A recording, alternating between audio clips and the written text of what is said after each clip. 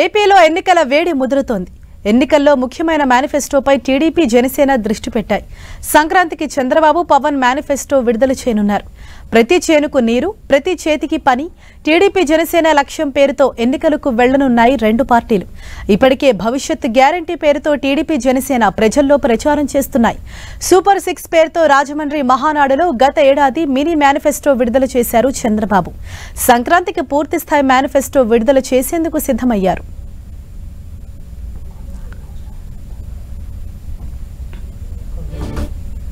అలాగే సంక్రాంతికి టీడీపీ అభ్యర్థుల తొలి జాబితా విడుదల చేసేందుకు చంద్రబాబు కసరత్తు చేస్తున్నారు.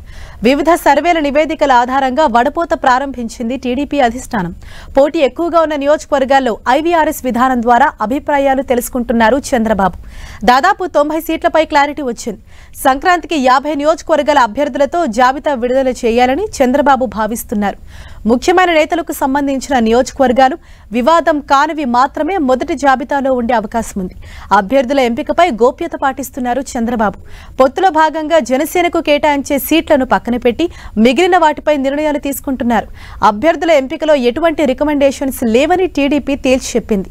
రాబిన్ శర్మ, పీకే టీంలతో పాటు వివిధ ఏజెన్సీలతో నివేదికలు తెప్పించుకుంటున్నారు చంద్రబాబు.